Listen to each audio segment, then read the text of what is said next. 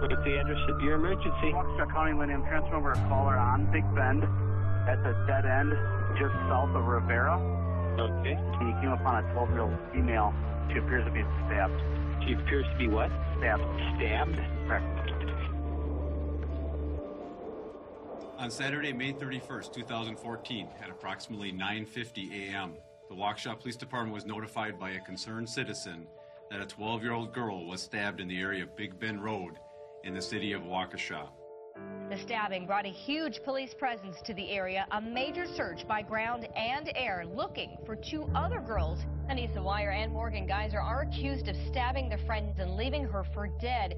Wire and Geyser lured Peyton into the woods. Police say that's when Geyser, holding the knife, was told by Weir, "Go ballistic, go crazy."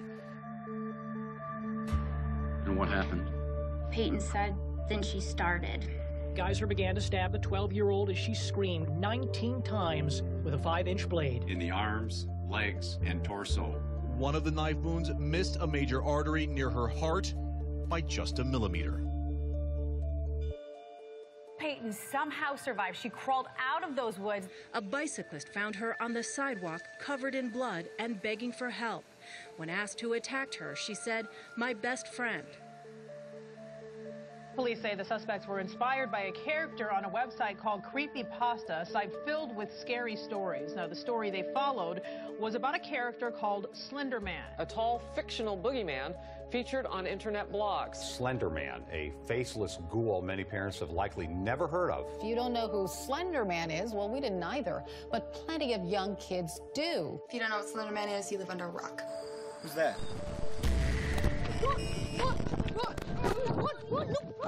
Oh my God! Anissa Weir and Morgan Geyser were found walking near the interstate. They later told police they planned to walk to Slenderman's mansion. Police say it's also who the young suspects claimed they wanted to please. Anissa felt as though she needed to prove that Slenderman existed and would be able to do that by killing somebody. And Morgan said that her family would be in danger if they didn't. Prosecutors have charged the girls as adults. If convicted on the charges, each 12-year-old faces up to 65 years in prison. I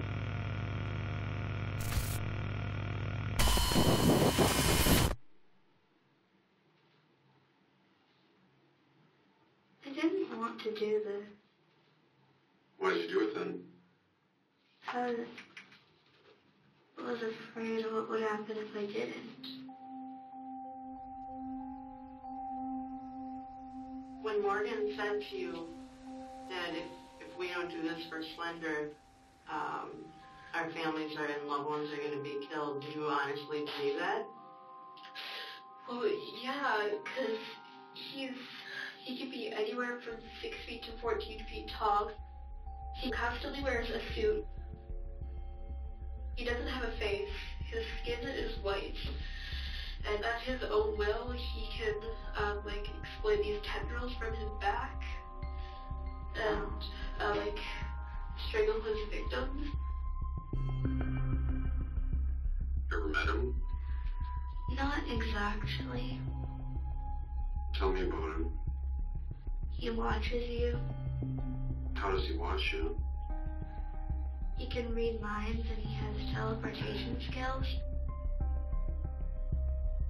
Why did you decide to stab Peyton? It was necessary.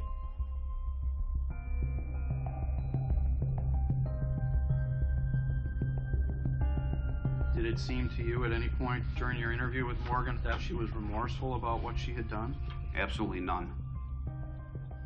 Did she cry at all at any point during your interview with her? There was no emotion from her at all.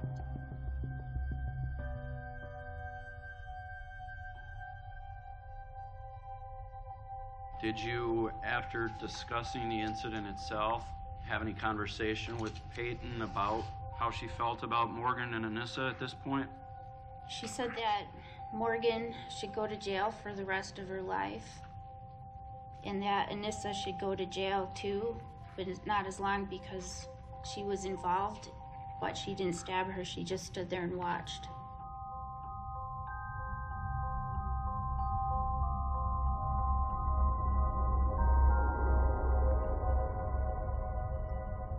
Hi, Hi, Morgan. Hi, Morgan.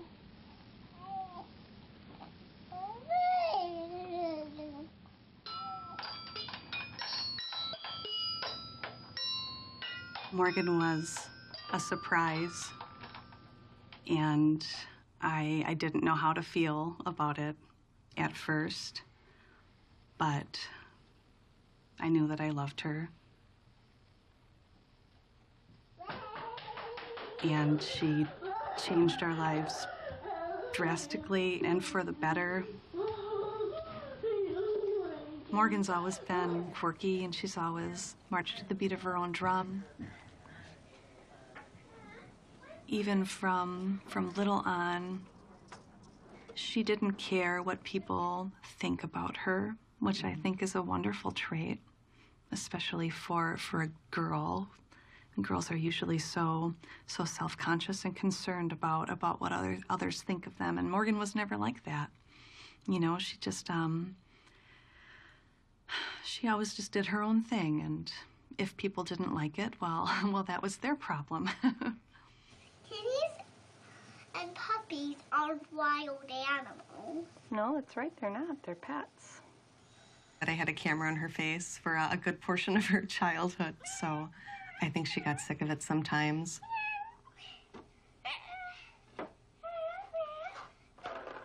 She got a real miniature baby grand piano for Christmas one year, and she would sit there for quite a long time just making up sweet little songs. And we tried to capture as many of them as we could on video, but usually as soon as she realized that we were paying attention or recording her, she would stop. They'll stay free forever. One thing about Morgan that always struck us as a little odd was that she didn't react the way that you would expect her to react, like at the movies. Like if something bad happened to the main character, she wouldn't have empathy for them. Bambi, come here. Look. New spring grass. I remember watching Bambi with her for the first time. We were so worried to watch it with her because we thought she was going to be so upset, you know, when the mother died. Bambi, quick, the thicket.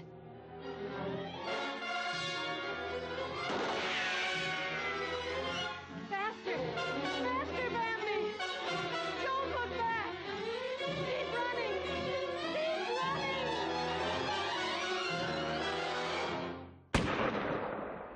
But the mother died, and Morgan just said, "Run, Bambi, run, get out of there, save yourself."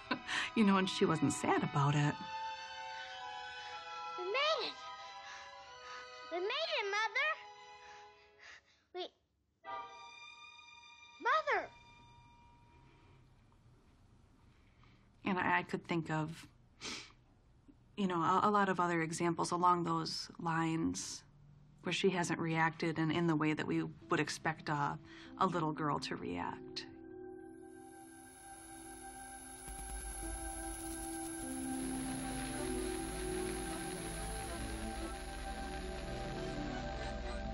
We were aware that Morgan was interested in Slenderman. She would show us some of the characters and some of the stories. While I wasn't thrilled about her interest, I didn't really see the harm in it either. We never thought for a moment that she could possibly believe that it was real. When I was Morgan's age, I remember biking home from the library with Stephen King's It, you know, so I liked that sort of thing too when I was her age, and I think most kids her age do like scary stories and horror movies and scary stories on the internet, you know? So that's all that we thought that it was. I just can't imagine her, I can't imagine her coming up with that plan on her own. Bye, Bunny. Bye, lies over the ocean.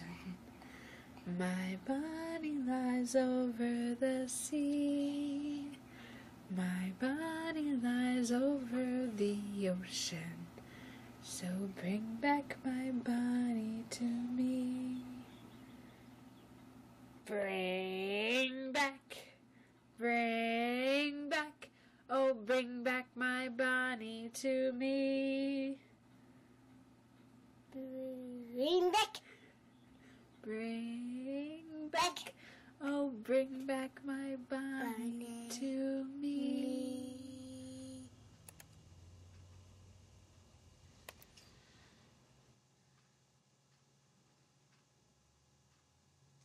She lost a tooth, so the tooth fairy gave her $1. It was that tooth. I was telling her, I was like, $1? I said, I only ever got quarters from the tooth fairy. She was happy. The tooth fairy gave her $1. This was the last video I have. This was at the end of her 6th grade year for school.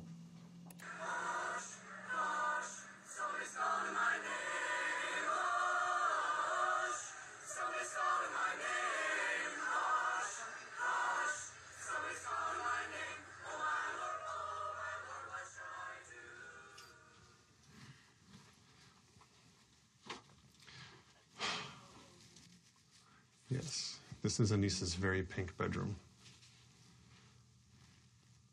At the time we painted this, you know, pink was the thing. Anissa's his person. Tiger is Anissa's cat. After Anissa left, he would come up here and he'd spend a lot of time just walking around, nosing around, looking for Anissa. You know, nobody uses the bed while she's gone. You know, I don't know, maybe the cat does, but I guess it just made more sense to take everything apart and wash it, and when she comes home, it's all clean and ready to go. You know, it's just a matter of when. She would come in here to practice choir. She did projects that she would have to FaceTime with 2 or 3 different kids from this flight academy class she was in. You know, because I'd pop in on a regular basis, and I just, you know, what are you doing? I see a face on the iPad. Okay, who are you talking to? You know, what are you guys working on?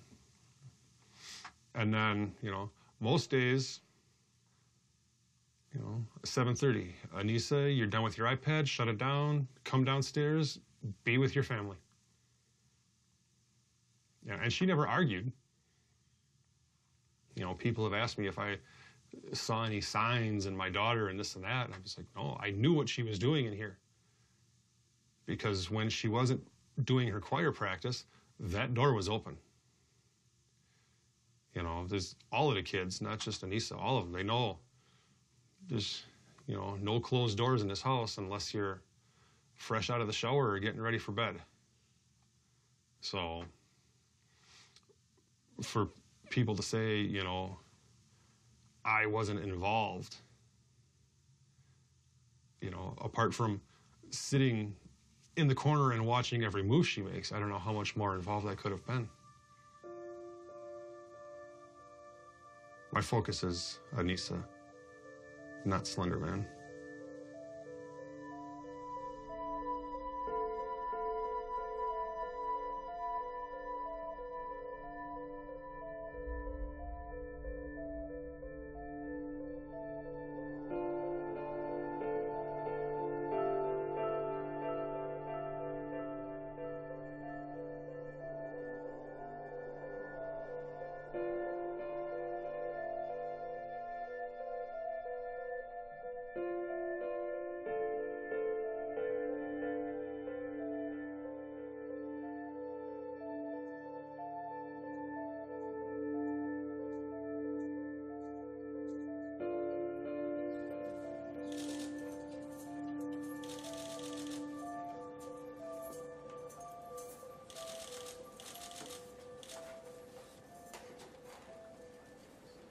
What is your name?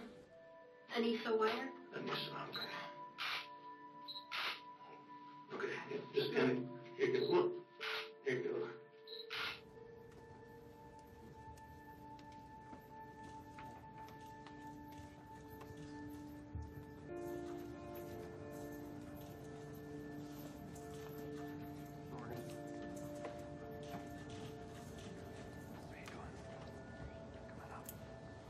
think you told me, but I already blanked out on your name. What is your name again? Morgan. Morgan, all right.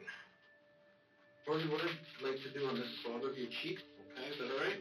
Okay. All right, cool. Thank you. Promise it doesn't hurt. It's not even nearly as much fun as going to the dentist. I'm just going to take one of these on each side of your cheek, okay? If you just open it up for me, please.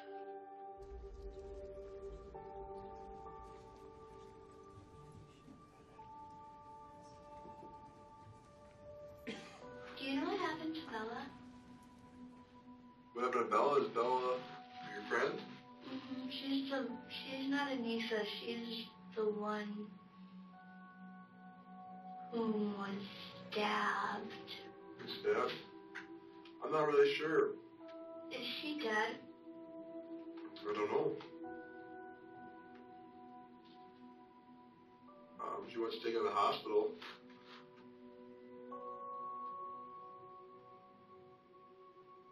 I was just wondering. Can I ask a quick question? Sure. I just wanted to know how far I walked because I'm usually not very athletic and just want to know. Okay. Do you know how far that would be? All rise, please. I thank you. Please be seated.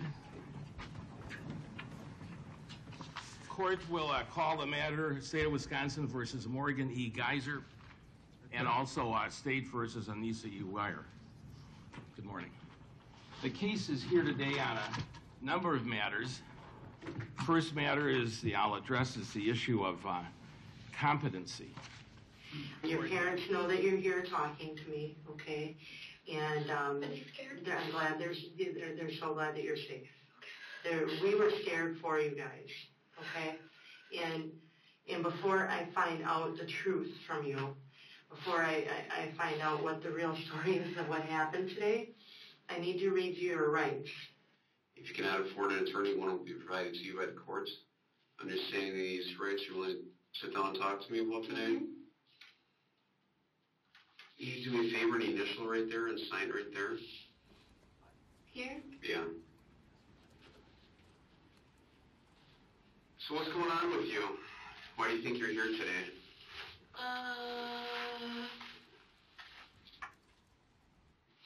Because Anissa and I ran off after hurting Bella. Can we start from the beginning? So you guys, this was a birthday party, right? Or, okay, kind of tell me what happened. So,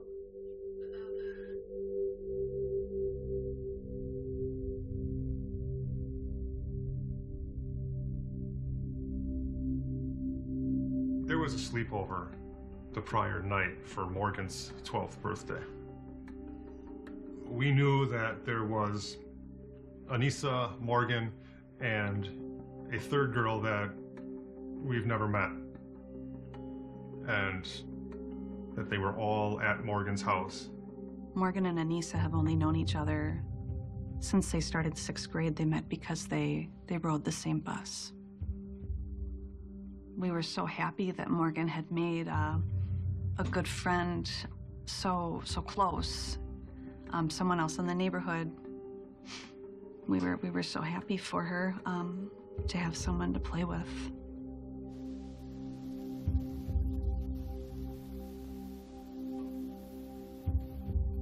How did you meet Peyton? Morgan introduced me to him at school one day. Or Bella, as people call her. They call her Bella? Okay. My name is Bella, and I was nominated to do the Ice Bucket Challenge for ALS by... Morgan and Bella have known each other since kindergarten, and they've been best friends since 4th grade. Are you guys ready? I guess. Let's go 1, 2, 3. 1, 2, 3. Oh my God. So did you guys talk about doing this beforehand? Anissa told me we had to. Why? Because she said that he'd kill our families. Who's he? A man. I didn't know him, but Anissa knew him. So, There's this website called the Creepypasta Wiki. Okay. It's full of like horror stories that are meant to purposely scare you through like online literature and all that. Okay. And there's one of them called Slenderman. From what the Creepypasta Wiki said, he targets children most. Okay. So I was really scared, knowing that Slender could easily kill my whole family in 3 seconds. Who's Slenderman? He's this tall, faceless man who preys on children. Who tells you about him? He's everywhere. How do you know that? Because I've read so many things about him. Did you introduce her to creepypasta, or did she already know about it?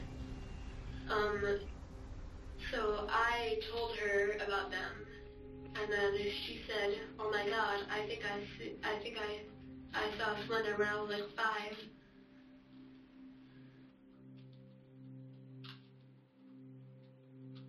Did you see him in your dreams, or where did you see him at? Oh, I've seen him in my dreams. But you can, if he's stalking you, you see him in your dreams. And you just see him when no one else does. Why do you know about Slenderman? Because I think Slenderman might have something to do with what's going on with you today. Oh. And, he has these proxies or servants, as people call them. And, Morgan said, "Hey, Anissa, we should be proxies." And I was like, "Okay, how would we do that?" She said, "We have to kill Bella." Okay. And do you know why she said that? Like, why she was thinking that? Because we had to supposedly prove ourselves worthy to Slender. And what would that do for you? Is that to get Slender to like you? If you're a proxy, supposedly you live in Slender Mansion that all the creepypastas supposedly live in. And it's supposedly in the middle of Nicolette National Park. I wanted to prove all skeptics wrong. Okay. So, did you think that you actually had to kill somebody to do it? Yeah. Like, for real? And what did you think of this when she was telling you? I was surprised, but, like, also kind of excited. So you guys have been planning this a while? Since December. She was my best friend since 4th grade. Who was? Peyton. So why did you pick Peyton? I didn't pick her. Who picked her? Whoever Anissa was talking about. She made it seem necessary. When you say it was necessary, what do you mean by that? That's what Anissa kept telling me.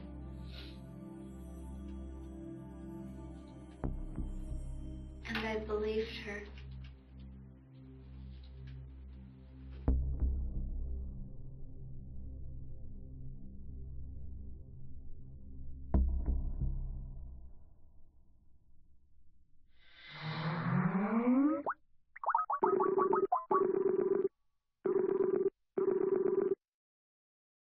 Hello, Dr. Zipes. I don't have, wait. Hello? Actually, the quality seems fine on my end, and yeah, my Skype is just not having it today. Have we started now? Yes, yes. When did we start? Hello. Hello. How are you? Good. Who are you Skyping with? Someone I'm getting interviewed for a documentary. Okay, then what? So let's start the question then.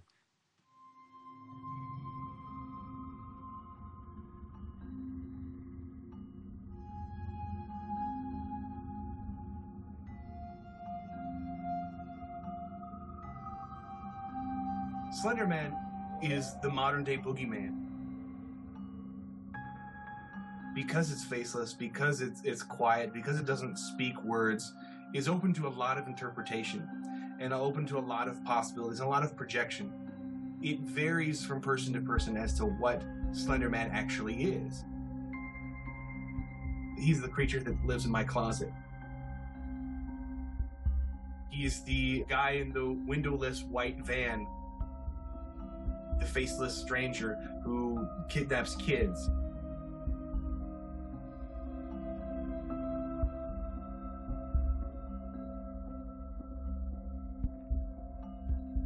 It encapsulates symbolically a lot of these other kind of societal fears that we've had for ages and ages, and kind of conveniently wraps them up and makes it really malleable.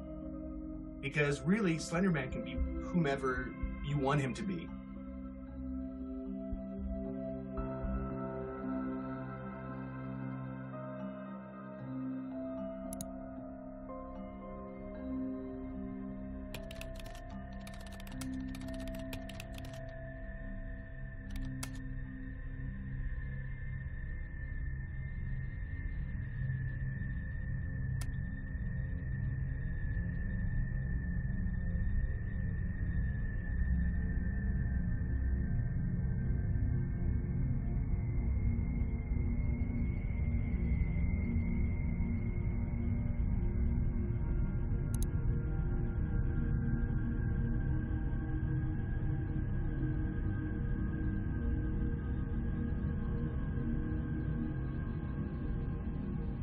We can empirically look back and find out where Slenderman was created. It was created in 2009 by Eric Knudsen under the screen name Victor Surge as part of a Photoshop contest to try to create something that looked real, that really wasn't. Urban legends on the internet has been a thing for decades. There was already a base audience that was ready for a globalized project to kind of build a myth.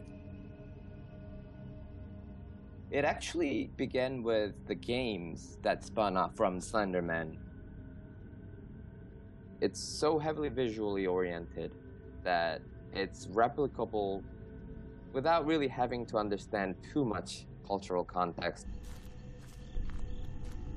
And from there, it spread to every available platform and medium on the web.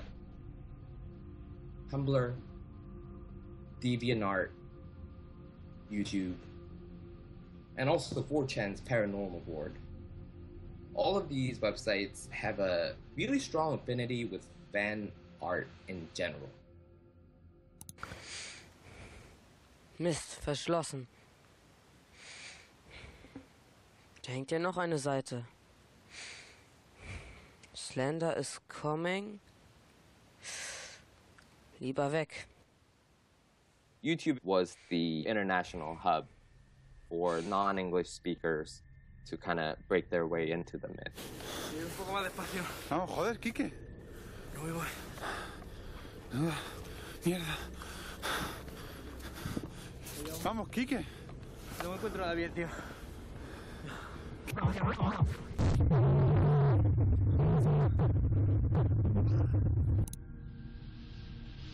Creepypasta is this generic term for horror stories that gets copied and pasted because it's good. As it spreads, people start tweaking some parts of the story or pick up where they left off. These are stories that branched out of the main canon of Slenderman. Oh, should I travel through the woods? Or should I not, wishing I would? For above me lurks within the trees. No one could hear my deathly screams. The palest man, the blackest suit, bigger than the tallest brute.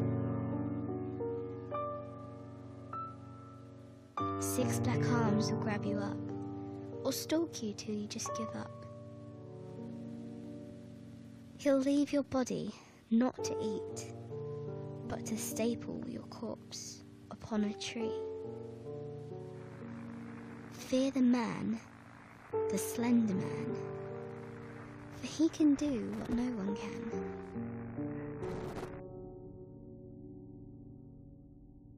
Slenderman kind of represents an opportunity to see where people are nervous about certain things and what excites them and what brings them together, because it changes. It changes based on who's telling the story.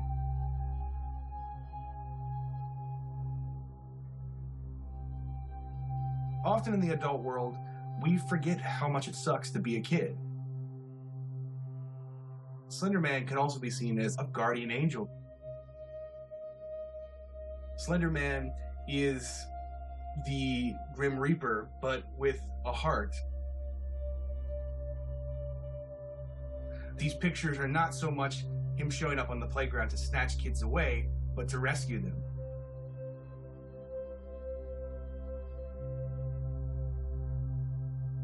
Stories like this can be a powerful aphrodisiac for somebody who is lonely or is troubled or is trying to find their way in the world.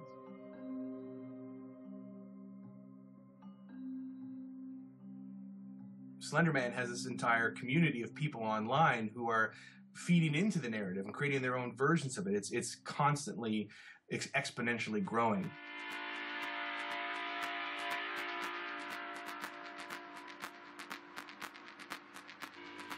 So that's the definition of a good meme. In human culture, if it's copied from one brain to another, that's a meme. Hi, my name is Valerie, and I've decided to do the Ice Bucket Challenge. I'm doing the ALS Ice Bucket Challenge. I'm here to join the people bringing attention to Lou Gehrig's disease.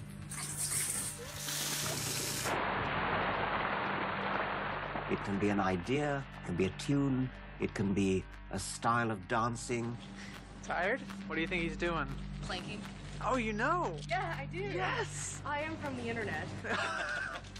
The internet provides a very, very fast, efficient, universal, worldwide medium for memes to spread. That'll never catch on. There may be some memes that spread like a very rapid epidemic and then die away. But others may have strong persistence.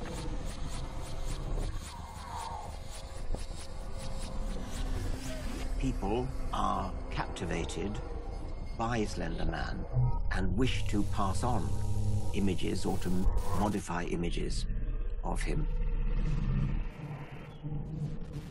This horrifying story of two girls who thought that it was their duty to Slenderman to go and kill somebody. Well, that's what I call power. That's a very substantial power, very horrific power.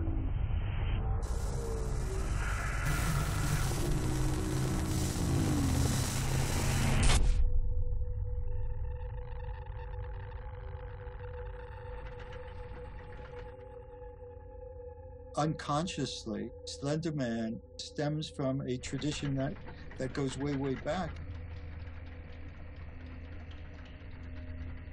To a great extent, the Brothers Grimm collected tales that deal with what I would call universal human struggles that we continue to have today. I think that's one of the reasons why people are responding to this tale, and they're telling their own versions, their own horror stories about what is happening in the world today. Slenderman's tale about a character, strange, weird character, who may feed upon children. It made me think of a legend that Jacob and Wilhelm Grimm collected called the Pied Piper of Hamelin. Many years ago, a town was being devastated by rats. In the gutters, on the streets, in the cellars. The Pied Piper comes out of nowhere, and he's a very odd, strange-looking person, and he has a flute or some type of pipe that he plays. And the man said, "If you want me to get rid of the rats, you must pay me." So they said, "Yes, as much as you want, if you can get rid of the rats." The piper began blowing on the pipe. The rats began following.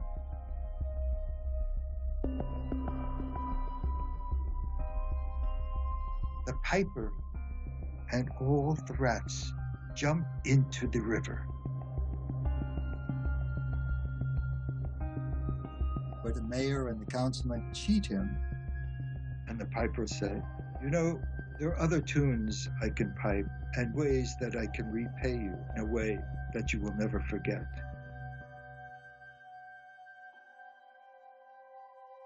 And so the piper took his pipe to his lips again, and he began piping. The people froze, but the children followed him.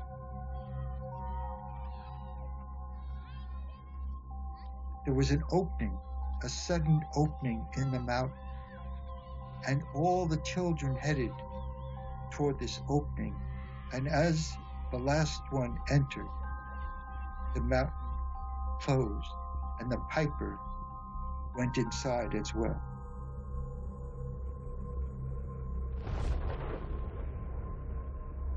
Depending on the times and the person who is telling their version of the Pied Piper, he can be many different things.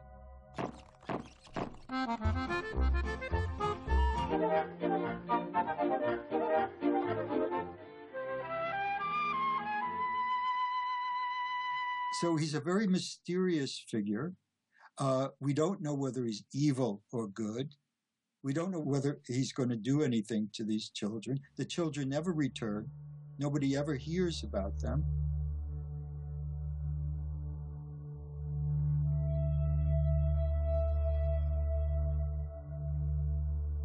But the Pied Piper does live on.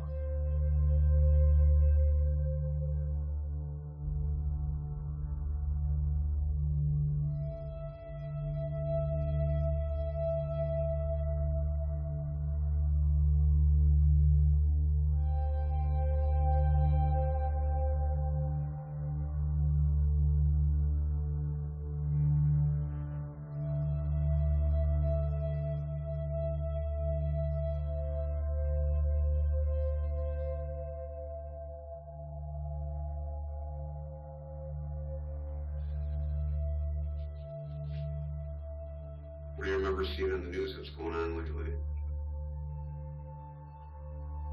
Gross things. What's gross things? Kidnapping children and then doing things to them.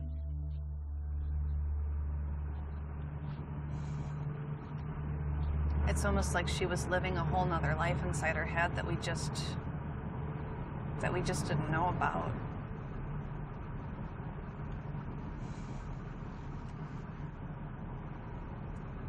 It's hard with kids because they don't necessarily know how to differentiate between fantasy and reality to begin with. So it's just hard to know, you know, where to draw the line. Where does that become abnormal? So even though, you know, looking back, maybe there were some signs, it's everything in retrospect.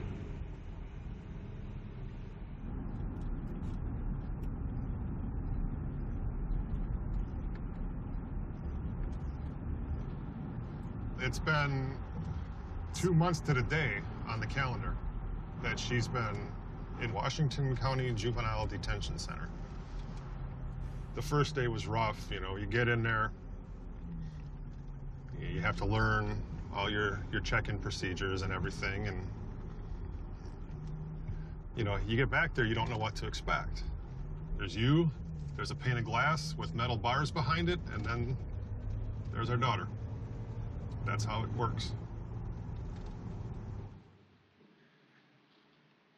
And a proxy again, what is a proxy? It's like a servant or like an apprentice. Okay, and they're a servant of who? I mean, they kind of don't have a choice. I don't know that much about proxies and all that. Okay. I just know what the internet has told me.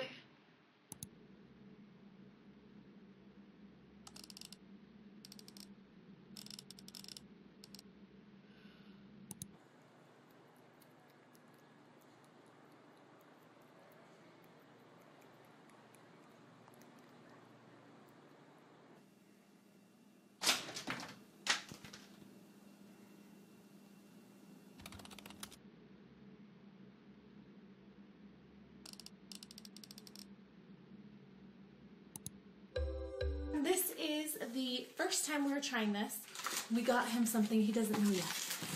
A little mouse, if you can see him in there. You ready? It's the circle of life, okay? Right, Cole? Yep. It's just like the Lion King. Yeah. Let's see how he reacts. It's the same color as the bathtub. Look, baby. Look, baby. Look. See if he notices it.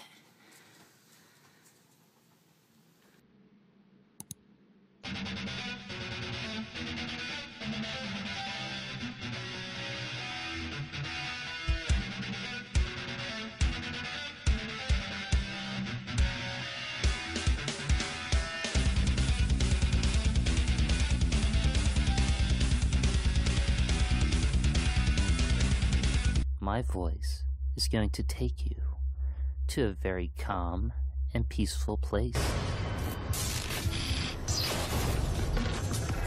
Now this part, striking into any soft tissue in the body, the eyes, the cheeks, cut right through the blood and air vessels into the throat, get it in and out, in and out, in and out. So with the first one, why do you think the pig passed out when the kitten was put on it? He's playing. Dog goes woof, cat goes meow, bird goes... Why do you stick a baby in the blender feet first? So you can see the expression on its face.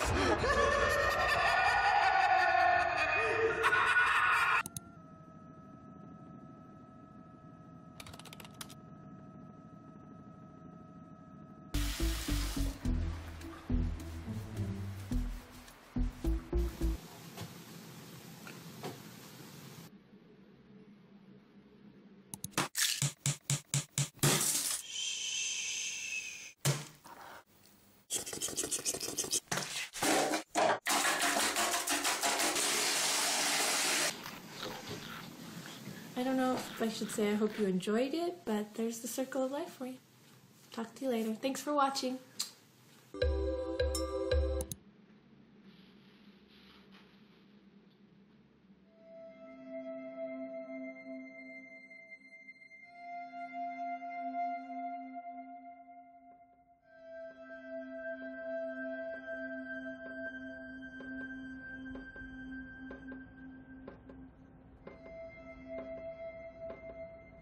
Ever since she got that iPad, she liked to spend a lot of private time up in her room, and she watched a lot of things that were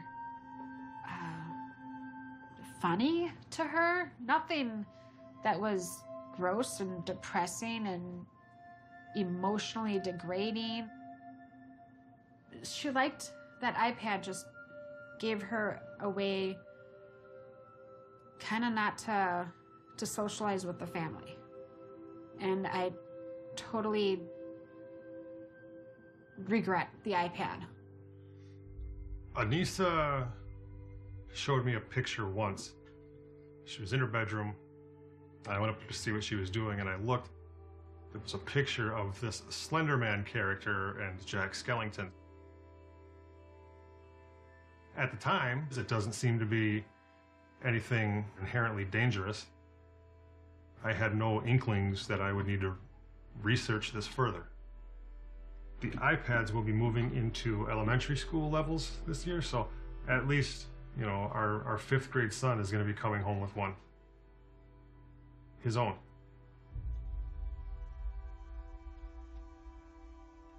So this is the yearbook from Anissa's 5th grade year. And this is what Anissa wrote. It says, "You're like a second dad to me." So that was really sweet. You know, it's kind of tough looking back on it, because if she felt that strong, you know, just maybe I could have done something else.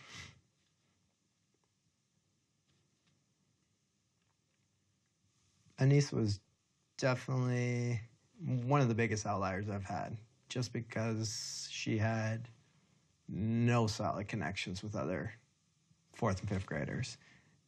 Anissa would definitely cry once every couple of weeks, I would want to say. Mostly about kids being mean to her at school. She wouldn't be able to contain herself in front of the whole class, and sometimes she would just cry. So other kids were aware of her emotions and being upset. And there was times like she would come in for lunch recess and cry about not having friends. I've guessed that Anissa made a connection with Morgan and was happy that they both were into Slenderman. Was happy that she made a new friend, shared a connection, shared interest, and might have spiraled out of control from there.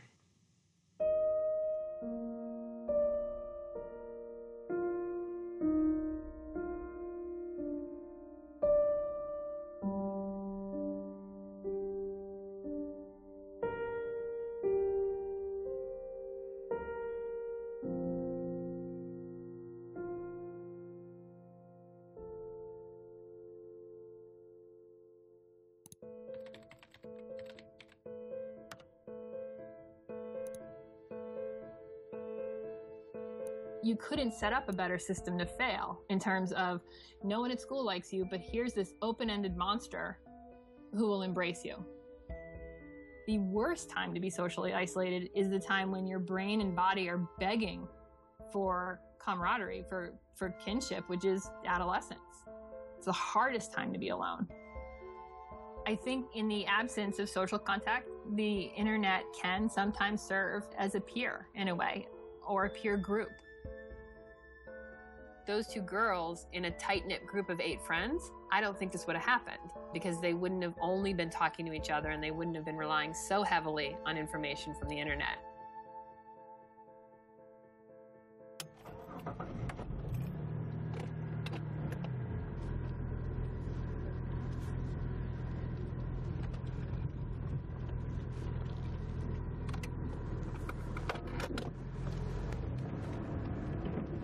Bill and I separated in the summer of 2012.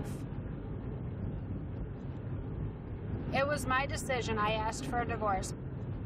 But when a situation got really bad, he was willing to still be there and stuff.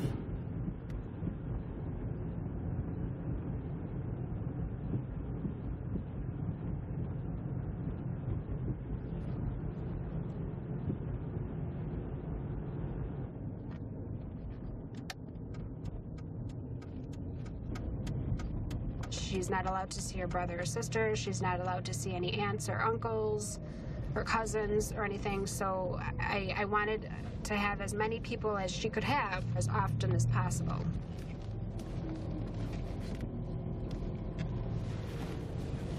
I try to bring her mentally out of the environment and try to bring her some sunshine in her day.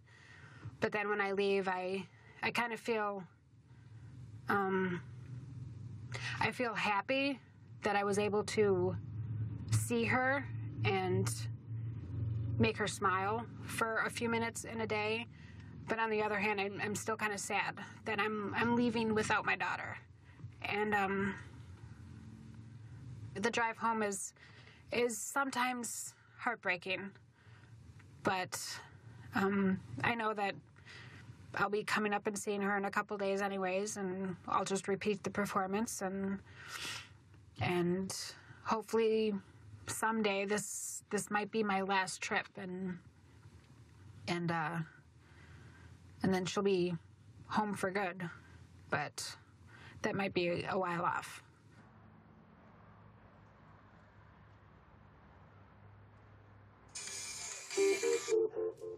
You have a prepaid call from Anissa, an inmate at Washington County Jail. This call will be recorded and subject to monitoring at any time. You may begin speaking now. Hi, Daddy. Hello, Anissa. So how was your day? How was my day? Pretty good. Yeah? Define pretty good. Nobody was messing with me. Rec was pretty fun. Snacks came, but I'd rather talk to you guys than eat jail food. Do you know who's sitting here? Tyler? Yeah, Tyler's sitting here. Hi. Oh, hey, dude. How are you? I'm good. How are you? I've been pretty good despite the cold. Hi, Annie. Oh, my God, Becky, hi. What's up? I haven't spoken to you since Valentine's Day. What's up with you? Not much is up with me. I'm sorry, I'm talking really fast right now. I'm so excited. Happiness. Anissa. What? We can all tell you're a little spun up. Are you excited to be talking to everybody? Yes. Yeah? Oh my gosh. I am sitting on the floor and I'm spinning and putting my feet up in the air and using my hand as a third wheel kind of thing. And then I'm like sitting on my feet and it's just the weirdest thing. I look like a frog trying to take a poop. Hey. Anissa, Yeah? dial it back a notch. So, like, besides what we've already, like, mentioned, what's up with you? What's up with me? Oh, Mom and Dad told me that you'd be in court tomorrow. I'll kind of look up a little bit, and if I can see you, I'll, like, move my index finger on my right hand, and you might see me smiling. Okay. Just don't smile too much. 1 minute remaining. All right, we got 1 minute. So you have a good night. Yep, you too, Daddy. I love you. Love you too. All right. And I will see you tomorrow. Awesome. So, all right. Thank you for using IC Solutions. And Good there you have night. it.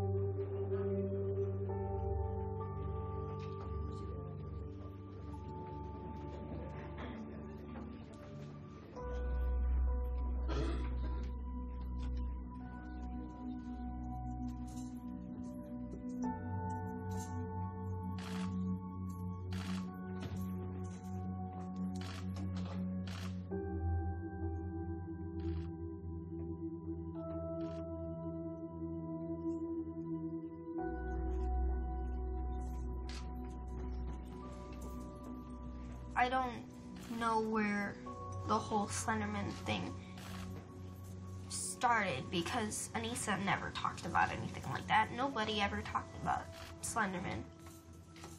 Unless she was like constantly internet surfing, she never really showed me anything that was bad or anything scary. She is easily frightened though. Maybe she did it because she wanted to be noticed. Because honestly, at her school, I didn't know that she didn't have many friends. She told me that she had lots of friends and lots of guys liked her and and she was accepted and she was having a great time at school. But she was constantly picked on and she never really fit in. She was a follower. All rise. Okay, thank you. Please be seated. I think some kids are just big believers. They can't help but believe everything they hear.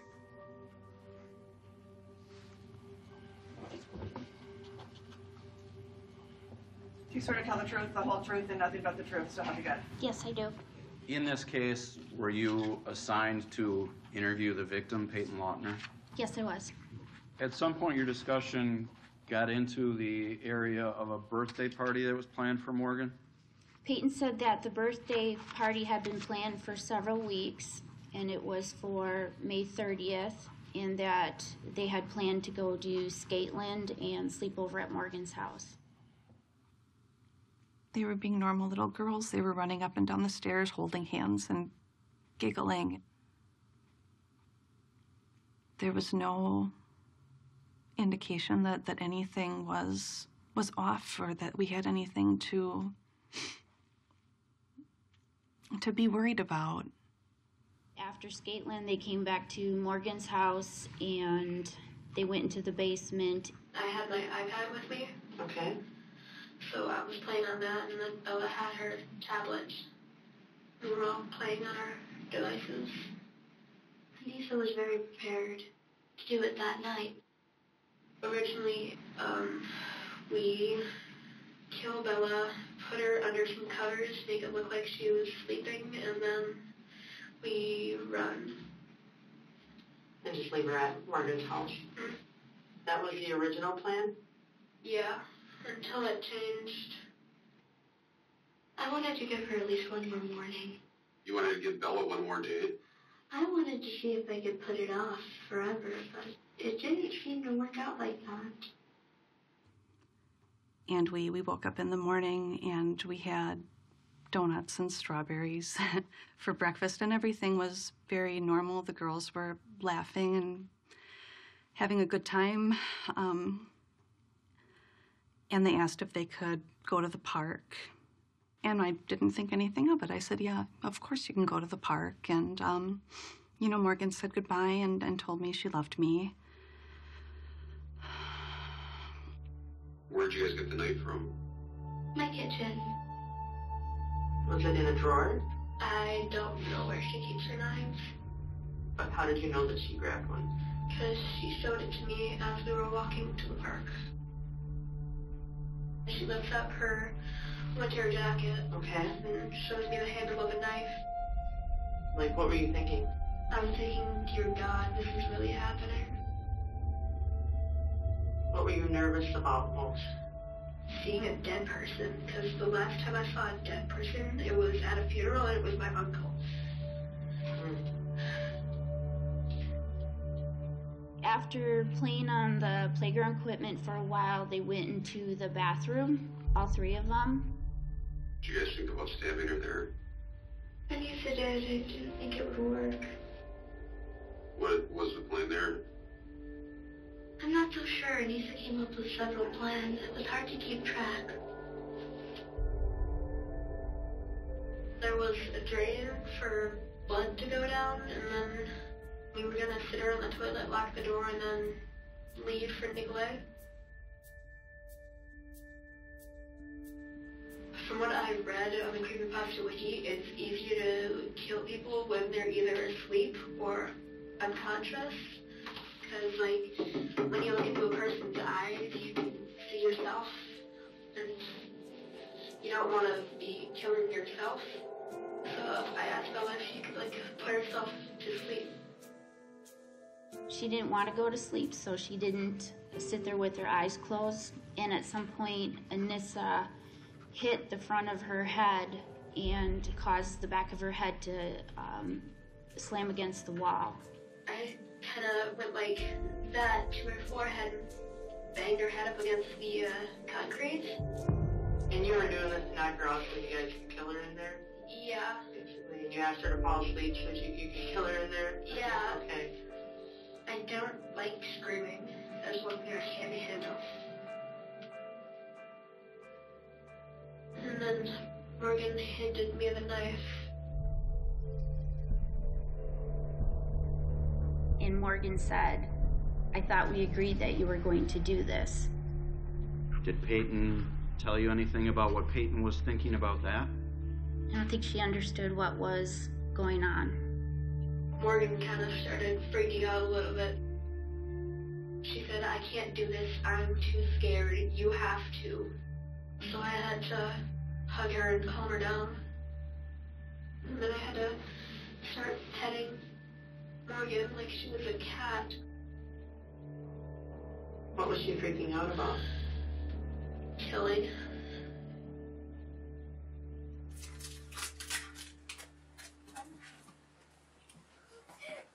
Thank you. Hey, that's what I wanted. Ooh. It's a super fancy touchscreen. I want that one. It's already charged. And there's already some books on it for you. Wow. we put it together. Mm-hmm. What do you think? Pretty cool? Yeah. I had the conversation with Morgan, the birds and the bees conversation. I explained about the changes that you go through during puberty, and I explained about getting your period, and I finish, and she looks at me, and she goes, Mommy, I don't think I believe you. That doesn't really happen.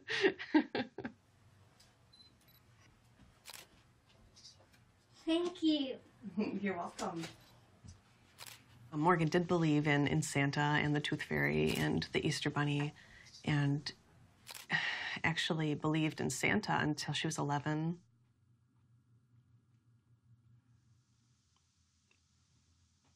And I guess I just thought, what parent tells their child that Santa's not real? Who's in a hurry for their child to grow up?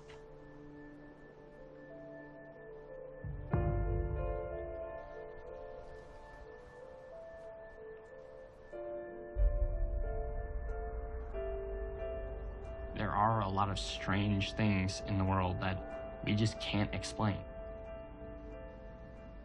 So we just make up things to try to help explain them. To believe in something, I don't know, the Loch Ness Monster or the Boogeyman isn't that hard to believe that people actually do believe it. You can't say for sure that it is real or not. Again, I do believe that they did believe that it was real.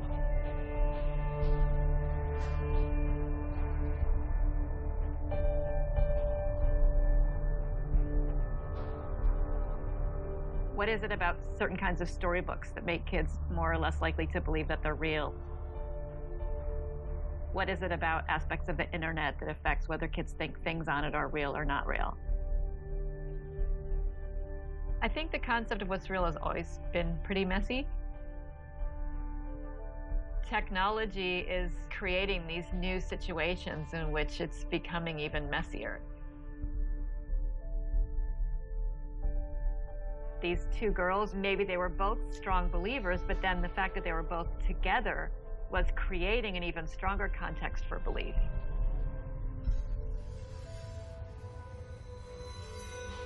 That's kind of how Santa Claus works or is perceived to work. Sort of like the Believers Club. There's this big fear that if I stop believing, I won't get the presents. What is the benefit of being a believer? Feeling like you're special, you're a part of something that you can become a part of just by believing. That's a lot easier than a lot of other clubs, you know, especially at that age. But all you need to do for the Slenderman Club is just believe.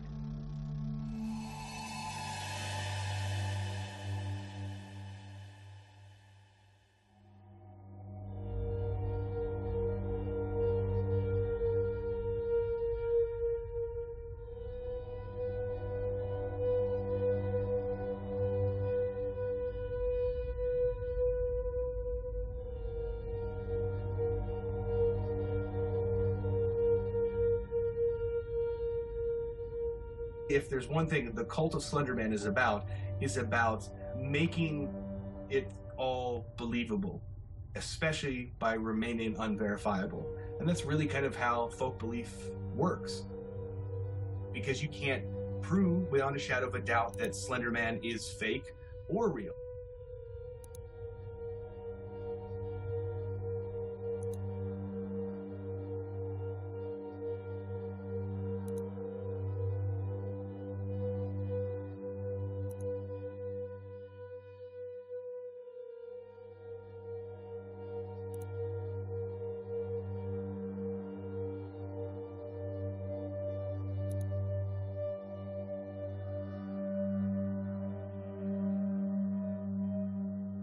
Hey guys, it's Shane. So, ever since I found out about Slenderman, he's been haunting my dreams. Like, every single dream, and I'm really scared. So, I'm gonna show you a picture I'm just gonna show you some pictures that I got of him. There it is. Look at this. Look right there in the background. Right See there. it? Slenderman. That's my sister when she was young. And then we found that in the background. Oh, it's really scary. Bye. Cartwheel. Round off. Oh my god, my stomach is killing me. Just crappy back walk over. Come on, two. Back walk over. Oh my god. Round off. Sam, we need to do this later. Can you go a little bit longer? No, we'll just stop this one and then we'll just do another one later. Oh my god, I feel like I'm about to throw up right now. All right, just hurry up and do one more. What the fuck? Oh my god!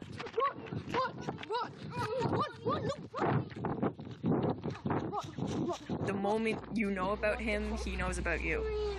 Oh my god, I'm so scared right now. Like, there's no way to summon him, but there's no way to get him to, like, stop following you around. I remember when I was, like, 13, one of my birthday parties, we had this big plan, me and 3 of my friends. We're all gonna get together, we're gonna bring out cameras and sneak out into the woods and try and find him, like, with our cameras. And I was out there for, like, 2 hours. If I encountered him, I would explain myself and be like, I don't think you're that bad. Personally, I think you're kind of cool. I wouldn't mind doing what you're doing. Since I had no social life back then, basically my whole life was on the internet. And since it was there, like 24/7, I would just gradually get more and more attached to it. And the thing that kept coming up would be Slenderman. Back then, I believed, like, every fiber of my body he was real.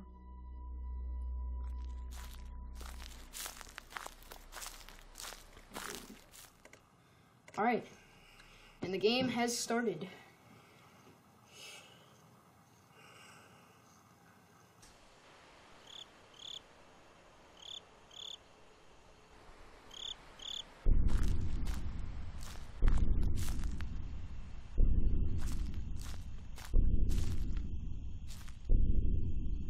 If everybody knows that is Slenderman, then I think that's sufficient to define it as a replicator. Genetic viruses spread from body to body, and so a meme that has great spreadability deserves to be called a virus of the mind. Ooh, no. Oh, no. No, I don't want to get it. No, you have to get it. You get it. Then he's going to come. Get it, Morgan. Just keep walking. Just keep walking. Why? Because he's finding you. A virus of the mind spreads by being listened to or seen by the sense organs. When one brain picks it up, it will have a tendency to pass it on to another brain, and so on, so it'll spread exponentially.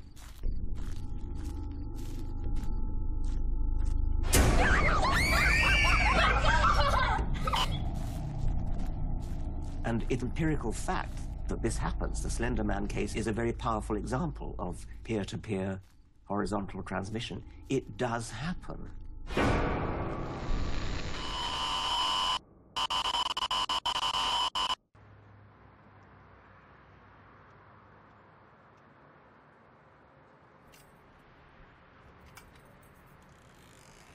Meow, meow, kitty. That's right. Come here. Were you sleeping as usual? Yes, you were. Meow. Stand up straight.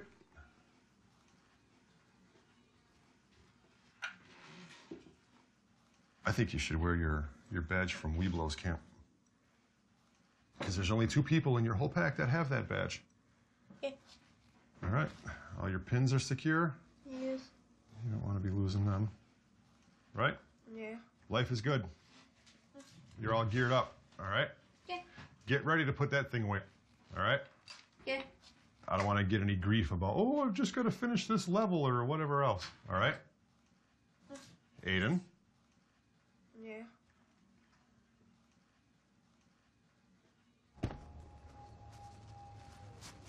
Yay? Are you okay, Aiden? You sound a little sniffly. This whole event, from start to finish, has been a tragedy. But you have to be angry at the situation. I'm angry at the situation. And my daughter is not the one that spent upwards of 7 days in a hospital recovering from this. And I'm angry about the situation. So if I'm angry about it, you know, this other family sure as hell has a right to be angry about it. You know, they could, you know, slam a door in my face or, you know, punch me in the face and knock me on my ass. And, you know, they would probably be justified in doing so. I'm sure they have a lot of the same questions I do.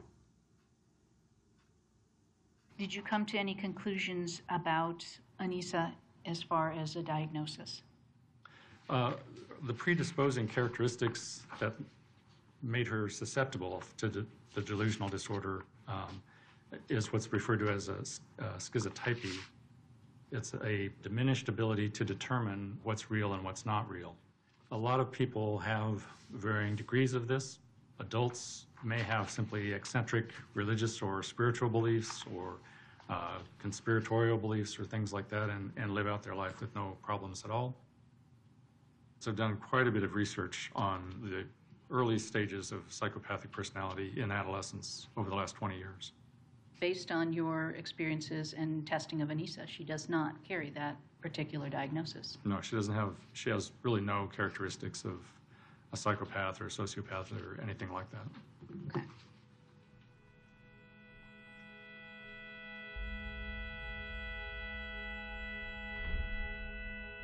Morgan and Anissa came out of the bathroom.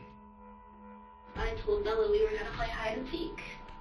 Peyton said that she didn't want to play hide and seek, but Morgan said that the next game that they played could be her choice. She was going to hide one place, I was going to hide another, and then Morgan and I were going to be like lionesses chasing down a zebra. Peyton said that Anissa pulled her deeper and deeper into the woods. And then what happened? And then I went and looked for them. They hid and I found them. Morgan hands me the knife and says, I can't do it, you know where all the soft spots are. And then I give it back to her and say, you do it, go ballistic, go crazy, make sure she's down. And then Morgan said, I'm not doing it until you tell me to. I started walking away, and then like when I was 5 feet away, I said now. And Anissa says now. She said Morgan, now. And Anissa turns her back. Morgan said, don't be afraid, I'm only a little kitty cat.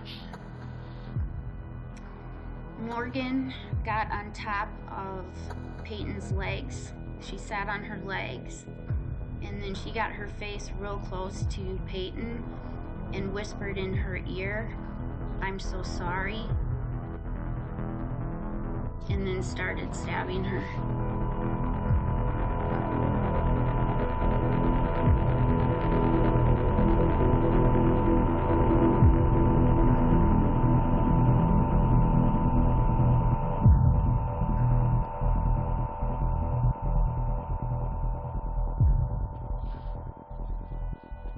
And then I didn't know what I did. It sort of just happened. It didn't feel like anything. It was like air.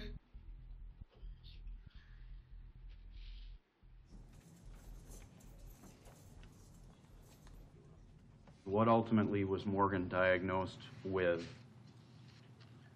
The final diagnoses, both in the psychological report and in my report, are schizophrenia, unspecified, 295.90,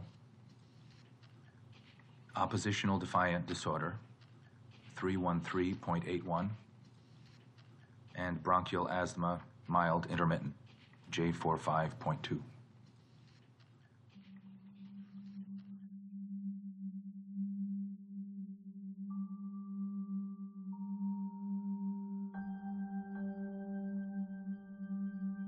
What is schizophrenia?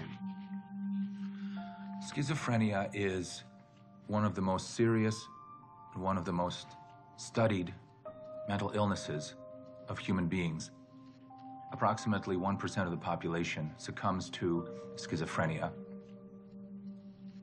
It is a psychotic illness. It's through a combination of genetic predisposition and then stress placed on the person to begin manifesting symptoms.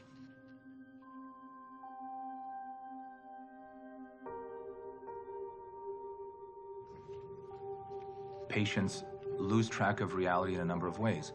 One would be hallucinations. One could hear voices, one could see visions, one could feel things crawling on them. Delusions, on the other hand, don't have to do with sensing something, they have to do with a thought. So, for example, believing that Slenderman is real is a delusion. Saying that you saw Slenderman is a visual hallucination. Is the pile getting bigger?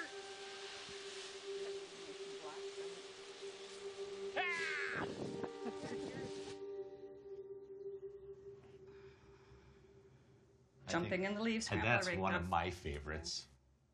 I raked up a bunch of leaves in the backyard, and she came flying in. Nice action shot. Yeah, it's hard for two of us to imagine that she was having problems. It's hard to process. None of us saw this coming. Morgan recalls having hallucinations as early as 3. She remembers seeing ghosts at night as young as 3 that would bite her and pull her hair. But from what I understand, for the most part, they were friendly, too. She even said that she tried to tell us about it once, and that we just told her to go back to bed. But I don't have any recollection of that. And really, how often do your children tell you at bedtime that they're seeing something or hearing something when they're that age? A monster's in my closet, or something's under my bed, you know, just because they don't want to go to bed. It's hard because I haven't been able to discuss these things with Morgan because she's been incarcerated for the entire time that I've known that she's had these symptoms. She expressed the ability to see and hear things that other people are not able to hear or see. Things like unicorns. She, at one point, digressed into a fairly rambling discussion about a student in her class being a Pegasus. When I saw her last week, a few days before, Snape had come to visit her and kept her up until 3 o'clock in the morning, by Morgan's report. Snape? Snape, Who is that? a Harry Potter character. She also will say not just that she's heard things, but that since as early as 3, she's had some sensory perceptual distortions. She might see a person change slightly or see colors. She doesn't have much concern about whether she gets a long prison sentence because wherever she is, she will use Vulcan mind control to make herself feel, to make herself believe whatever she likes. And so even under very stressful circumstances, she doesn't feel the stress because of this, what she described to be Vulcan mind control. How about her cell? I would consider her cell disorganized. She has papers scattered about the floor. Have you ever suggested picking them up? Yes, I have. And she stated that she liked the papers there because they made it feel less empty. And she is in the room alone. Correct. She said, seeing my friends, none of these things are dangerous. These friends can't disappear. They're important to me. Was she referring to real-world friends or fictional friends? Fictional, I believe. She's not allowed to hug her family or touch them. Not in our facility. Right. She made clear that her primary concern was with her relationship with Slenderman. And she felt like if she says the wrong thing, if she somehow upsets Slenderman, not only hers, but her family's lives could be in danger. With childhood schizophrenia, almost everyone develops eventually negative symptoms and cognitive symptoms. What's unique about Morgan's circumstance is that a severe course is so predictable.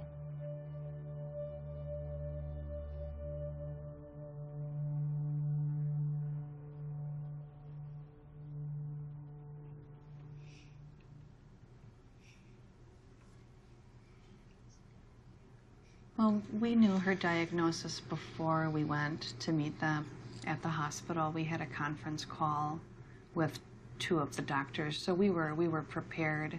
And the reason that we all went up there actually was so that we could tell Morgan what her diagnosis was.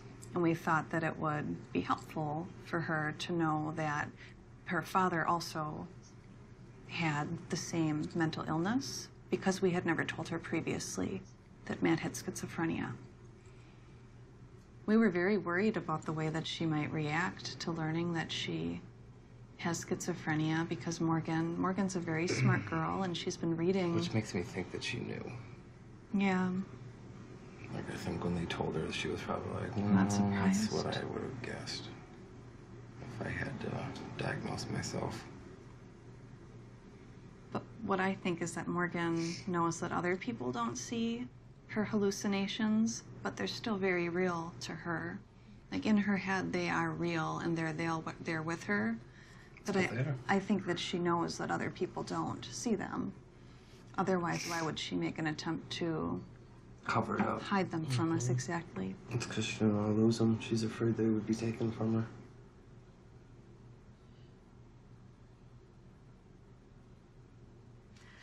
This is the dollhouse, or the components for a dollhouse that Morgan made while she was housed at Washington County Juvenile Detention Center. And she just put so much detail into it. It's amazing.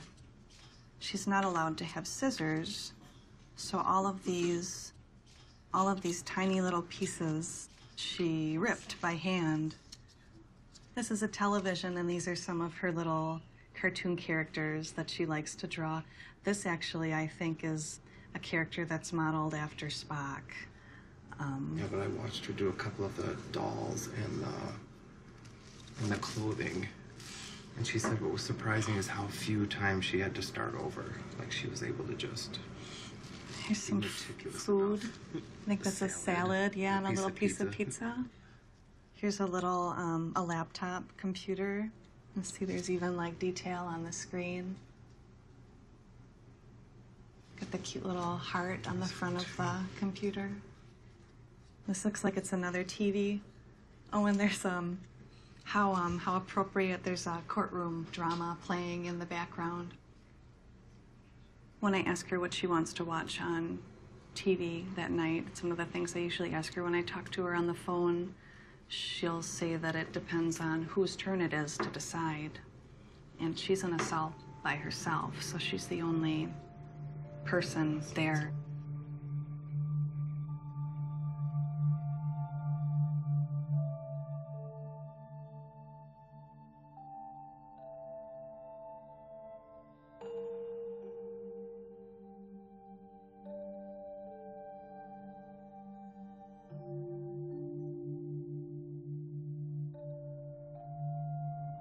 I do a lot of stuff with running numbers in my head.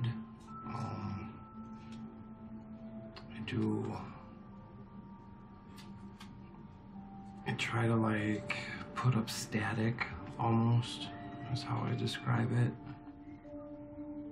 And I wish that, like, I could talk to her about, like, I have, like, right now, there's, like, it's like patterns of, like, light and, like, geometric shapes. That's, like, always racing. Like, always, like, right now. I always wanted to know, like, if she sees that stuff, too. Everything seems normal to me, because this is my everything. This is how I've always seen things, and so it doesn't seem weird to me that, like, oh, that's not how you see streetlights, or, oh, that's weird. I don't know if that was, everyone had, like, a weird little visual thing going on. Like the glaring demon, devil, like that, you're like, okay, this is clearly not real. But it doesn't matter. Like, I've had where, like, you can, like, see it, and, like, you know it's not real. It totally doesn't matter, because you're still terrified of it. Like, I know that there's, like, I know the devil's not in the back seat, but the devil is in the back seat, you know?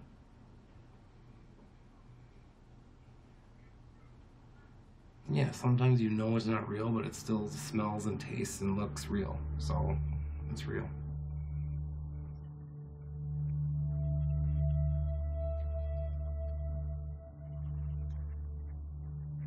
Could you just describe in general terms what you found in the bedroom when you went through it? There were numerous notebooks and pieces of paper with drawings and writings pertaining to the Slenderman character.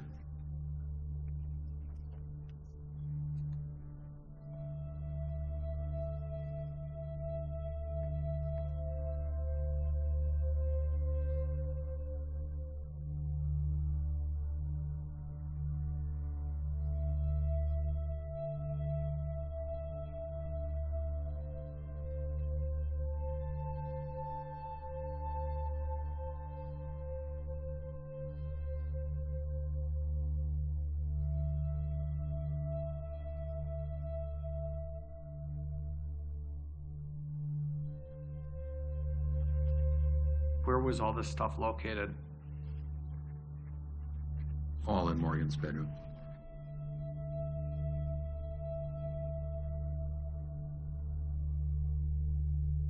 When you ask Morgan, what if Slenderman doesn't exist? She can't tolerate that. She becomes somewhat oppositional and says she knows it's true, and it can't be proven untrue, so it's true. Did Morgan use the words, "it had to be done"? Yes, Did you tell her to say that? I did not. She's volunteering this to you. Correct. That seems like an unusual thing to say. It does. Did you ask her what she meant by that? I did. And did you have to ask her multiple times? I did. Okay. After you asked her multiple times what she meant by "it had to be done," what did she offer you, or what did she say? She told me that the man ordered it. Did you ask her when the man started to first visit her? Yes, I did. What did she tell you? She held up 3 fingers. Like 3? 3. And what did that, did you try to understand what that meant? I asked her if that meant 3 years ago, and she said no, at age 3. She believed that she communicated telepathically with Slenderman, and that once the communication began, that she had to do what it was that Slenderman demanded. And if she didn't do what was demanded, her family wouldn't be safe? She wouldn't be safe, her family wouldn't be safe. Dr. Robbins, was Morgan's entry into this particular crime because of her psychosis? I believe so.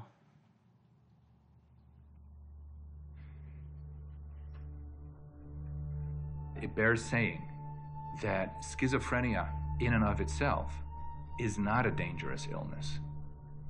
There are many 35-year-olds who have schizophrenia who don't have to be incarcerated, who can be managed in the community.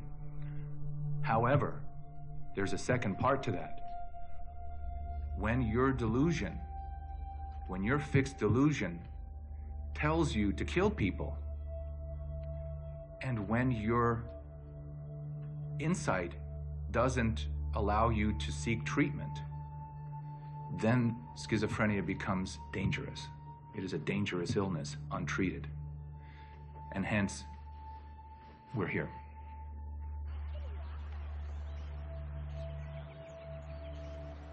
You are just so, like, lost in your illness that no one knew about. And then for people just to hate her like that, just hate you. I hate that little girl. I hope she burns. And like having people call my house and tell me, you're gonna burn in hell and so is your daughter. people don't understand that, like, she loves Bella. Like, we loved Bella so much, and she still talks about her like they're friends.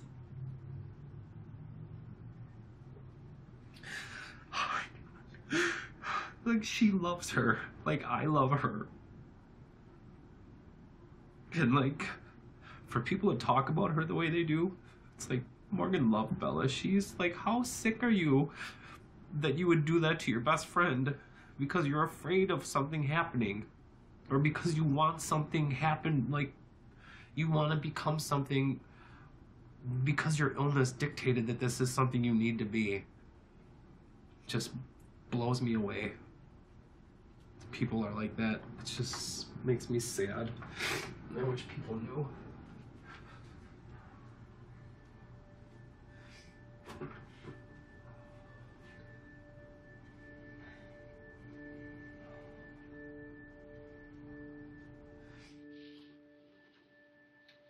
Truth be told, I wanted to be locked up so that I couldn't hurt her, but I really didn't want to make Anissa mad. It's, hard enough to make friends. I don't want to lose them over something like this.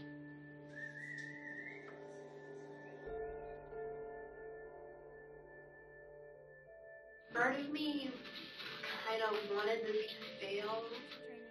The bad part of me wanted her to die. But the good part of me wanted her to live. The last thing she said to me was, I trusted you. And then she said, I hate you. And she kept whispering, I can't see, over and over and over and over again. I can still hear it. I see it if I close my eyes. I kind of moved her away from the road, and her blood got on me and then on my shirt. So when she was standing trying to get to the street, you kind of like redirected her away from the street because you didn't want anyone to see. And you had told her to lay down and be quiet so that the blood slower. And that we're going to get help. But you really weren't going to get her help, right? No. The regular ones are just the regular catchphrases that you're used to. Just to say, I love you, kitty. Cat snacks are only $2.99 at your local grocery store. Where'd you run to? We just ran forward. The rule is go forward until you get out of Waukesha. Thank you. Detective, did you have a chance to watch that compilation? I saw the compilation. And would you agree that that's you present in that room with Morgan Geyser? Those were pieces of the interview that was me and Morgan together. Did you tell Morgan she could have parents available to talk to before you interrogated her? I did not tell her that because that wasn't an option. You weren't going to let her parents be present? Correct. Or let her even have a phone call to talk to them? We did not offer her a phone call. At some point, were you provided with Anissa's phone? Yes, I was. Did you have a chance to look at any of the messages on that phone? Yes, I did. It says, "This is my final wish to those who care. Do not grieve my absence, but remember me for who I was. I love and cherish you and wouldn't do you harm."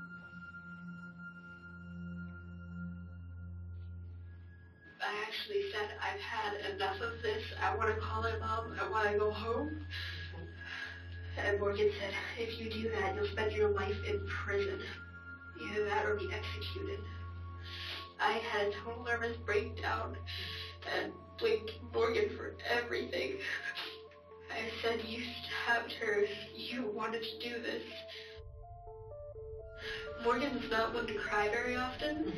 And then finally she just let go and started crying.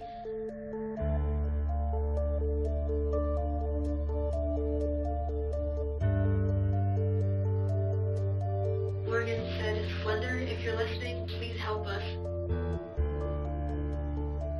And he didn't do anything. Nothing happened.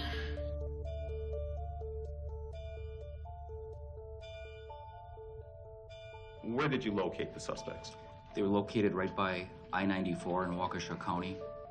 Did you notice anything about Anissa's emotional state when you had contact with her?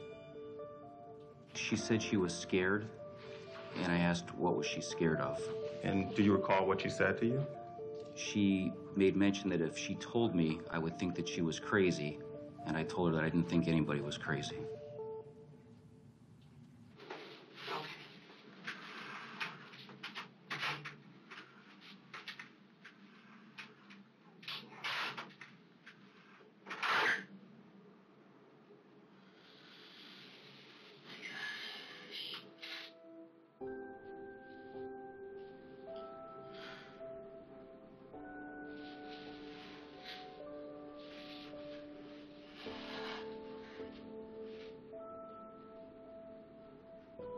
Do you think Morgan's completely to blame for it? No.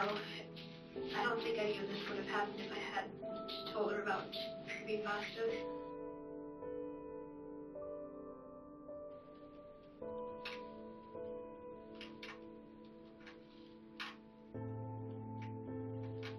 Are you going to put me in prison and I'm going to rot and die?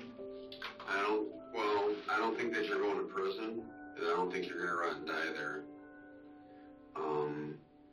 We probably got to have somebody talk to you and try to figure out what the best circumstance is for you to make sure that you don't, Detective Casey. Can you ask a question again, please? One of the first communications before any of the search requests was found on Anissa's phone. It was provided by her parents, correct? Correct. It was basically a goodbye letter, correct? Yes. And basically indicated that people should remember who she was, not grieve for her, and that she wouldn't do them harm. Correct. Nothing further, Your Honor.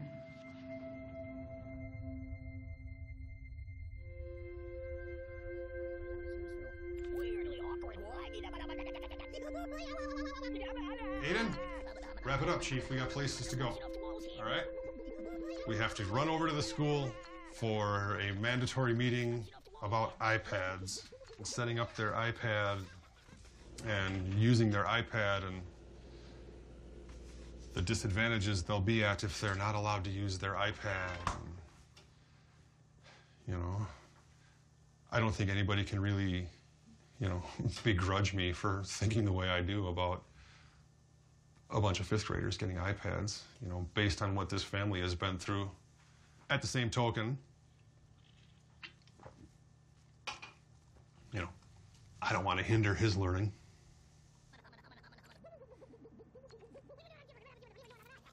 I guess I just need to get over my own reservations about it and about the iPads.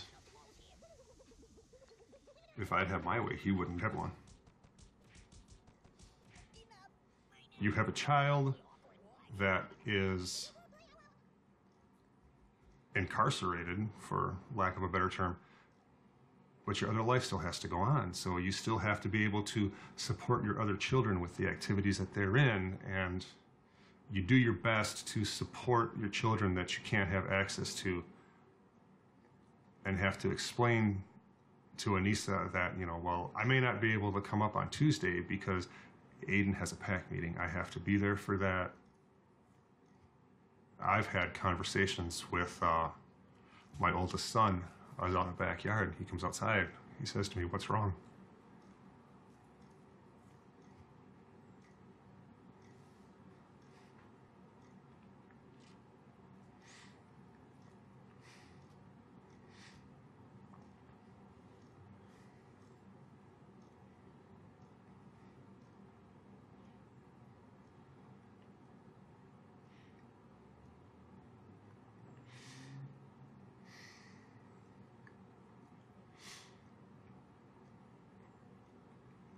That's what I told him.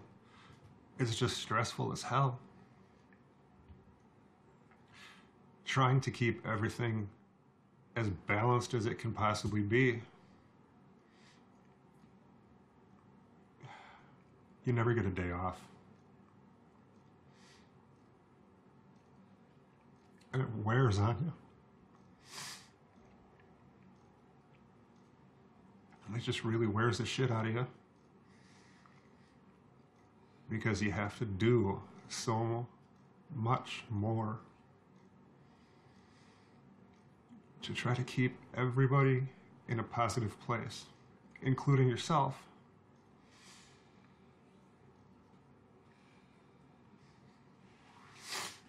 It's mentally and emotionally and physically just draining.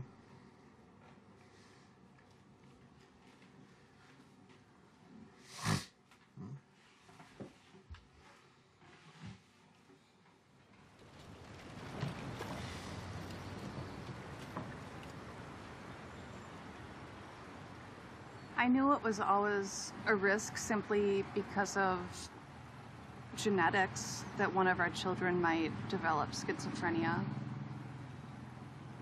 I never thought something like this would happen. Matt is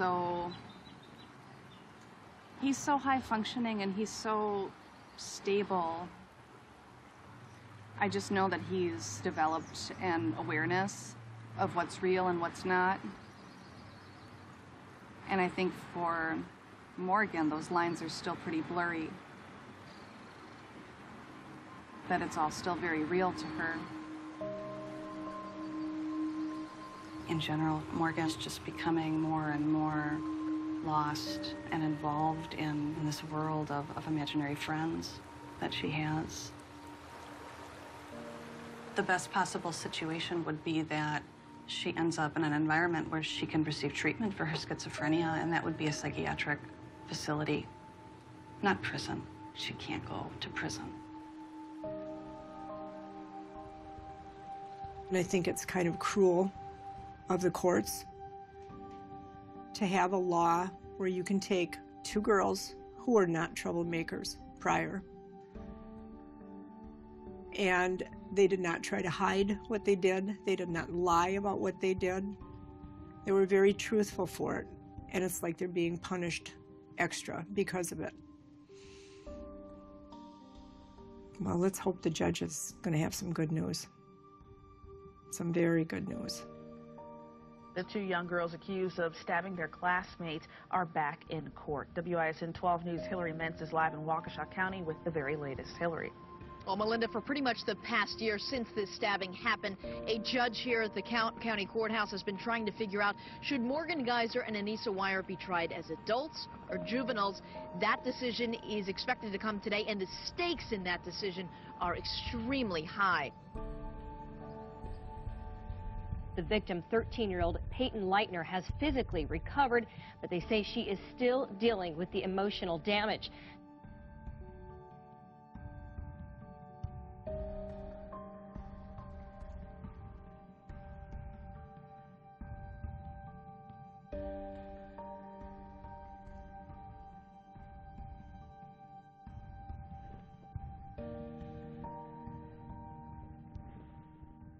The court's prepared to proceed with a ruling.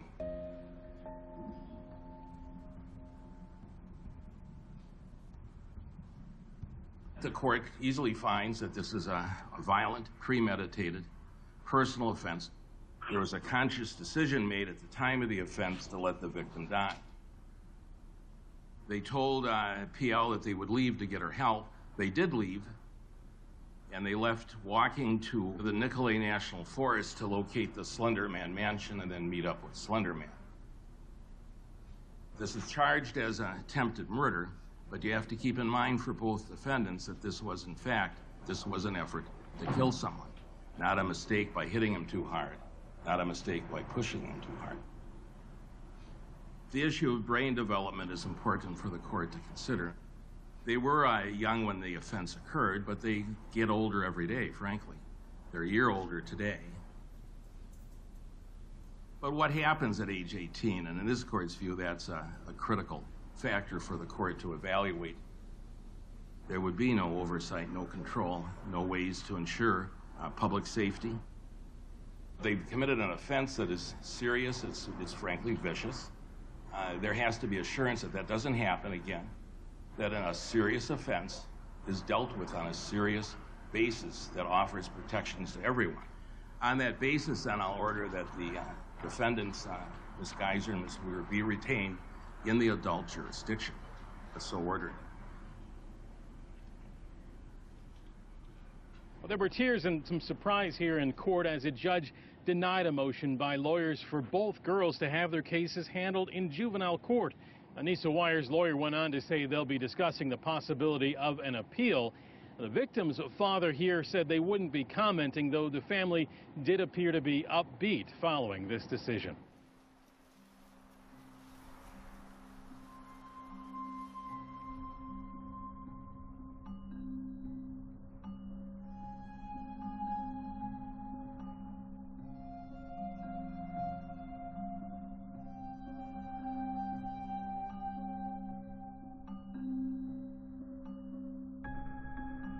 I'm sure that they would have been found eventually.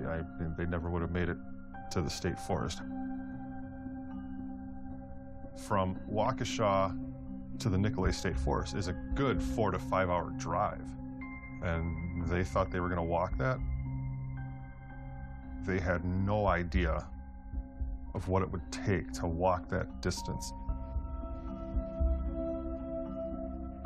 The judge ordered that Anissa have no contact with the internet. The judge also ordered that, she have no contact with the co-defendant.